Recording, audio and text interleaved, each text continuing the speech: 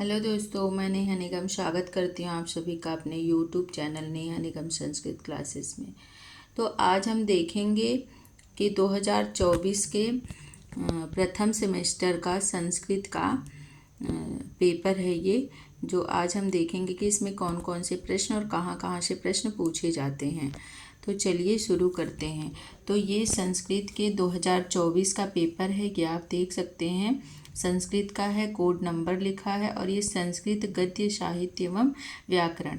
तो इसमें देखिए सभी खंडों के निर्देशानुसार प्रश्नों के उत्तर दीजिए। तो यहाँ पे आपको अति लघु उत्तरीय प्रश्न है खंड आ में, और इसमें कौन कौन से प्रश्न हैं। तो यहाँ पे आपको इस प्रकार के सभी भागों के उत्तर दीजिए। प्रत्येक भाग का उत्तर लगभग 50 शब्दों में दीजिए। तो आपको 50 शब्दों में पहले का देना है, और इसमें 10 प्रश्न दिए हैं और आपको 10 प्रश्नों का पूरा उसका आंसर करना अनिवार्य है। तो यहाँ पे आप प्रश्न देख सकते हैं, और इस प्रकार से जो भी प्रश्न है आप एक बार इसकी प्रैक्टिस घर पे ज़रूर करें कि इसका आंसर क्या है, ये आप लिखें, जिससे आपको पता चलेगा कि हाँ किस प्रकार से हमें लिखना है। और इससे भी क्वेश्चन आपको आने वाले समय में 2025 के पेपर में आपको मिल सकता है। तो यहाँ पे आपका दूसरा है, जहाँ पे चौथा प्रश्न आप में दिया है कि लौकिक संस्कृत का आदि कवि और उसके प्रणेता का नामोल्लेख कीजिए।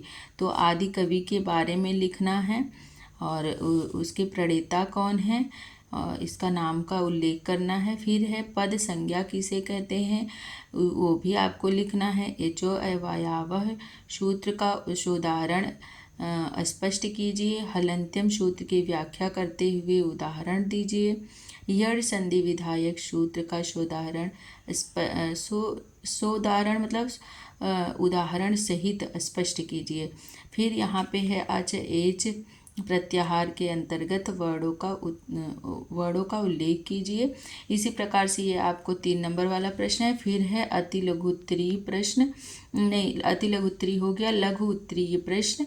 अब यहाँ पे आपको 3 प्रश्न करना है और 200 शब्दों का होना चाहिए। तो यहाँ पे आपका नंबर दिया हुआ है 3 गुणे 10 अर्थात 30, मतलब 30 नंबर का आपका ये भी हो जाएगा। तो ये एक आपको ऐसे ही आएगा किरातार्जुनीयम से कि इसका सूत्र की व्याख्या करनी है, ये कहाँ से है इसकी व्याख्या करनी है। फिर इधर आप देखेंगे कि तीसरा जो दिया हुआ है, निम्नलिखित सूक्ति परक वाक्य की व्याख्या कीजिए। इसमें आपको एक सूक्ति दे दी गई है, इसकी आपको व्याख्या करनी है।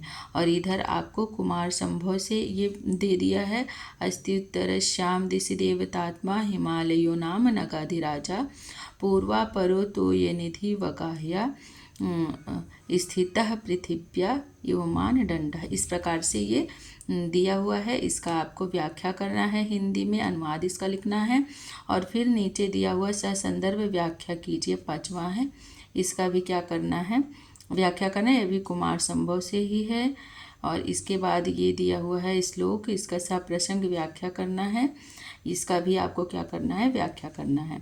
ये सारे 10-10 नंबर के हैं। फिर एक सूक्ति दिया हुआ है, इसमें भी आपको इसके बारे में लिखना है। तो इसमें 8 क्वेश्चन कुल मिला के दिया है, तो आप बहुत आसानी से इसमें से 3 कर सकते हैं। जो नहीं आ रहा है उसको आप छोड़ के 3 ही करना है, तो आप बहुत आसानी से कर सकते हैं। माहेश्वर सूत्र कितने हैं स्पष्ट रूप से लिखिए। सवर्ण संज्ञा किसे कहते हैं, ये भी आपको करना है। अब इसके बाद से ये आ गया दीर्घ उत्तरीय प्रश्न।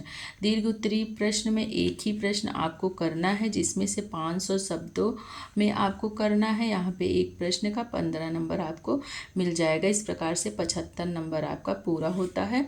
और यहाँ पे 4 ही प्रश्न दिए हैं, 4 में से आपको करना एक ही है। तो दिया है नायकः मध्वरी और गंगोदकम, इनका क्या करना है, सूत्र का उल्लेख करना है, इसकी सिद्धि करनी है। इसके बाद निम्नलिखित संज्ञाओं का सूत्रोल्लेख पूर्वक स्पष्ट कीजिए। इनमें आपको इसकी संज्ञा क्या है वो आपको स्पष्ट करना है। फिर कुमार संभवम प्रथम सर्ग के आधार पर हिमालय वर्णन अपने शब्दों में लिखिए। इस प्रकार से हिमालय का वर्णन करना है और किरातार्जुनीय प्रथम सर्ग का सारांश अपने शब्दों में लिखिए। इस प्रकार से ये आपके 2024 का पेपर है। इसी प्रकार से प्रश्न आया हुआ है। बहुत ज़्यादा सरल और बहुत ज़्यादा कठिन पेपर बिल्कुल नहीं बनाता है। आप इस प्रकार से पेपर दिया जाता है कि आप इसको बहुत आसानी से हल कर सकें। तो अगर आपको ये वीडियो अच्छा लगा हो तो वीडियो को लाइक कर दीजिएगा और मेरे चैनल को सब्सक्राइब कर दीजिएगा, जिससे इसी प्रकार की वीडियो आपको मिलती रहे। और मैं अगले वाले वीडियो में आपको ये बताऊँगी कि इसमें से संभावित प्रश्न कौन से हैं, कौन से प्रश्न की आने की बहुत अधिक संभावना है। तो आप ये वीडियो आपको अगर अच्छा लगा हो तो लाइक कर दीजिएगा। तो चलिए आज के लिए बस इतना ही। मिलते हैं फिर से अगली वीडियो में। तब तक के लिए नमः संस्कृताय।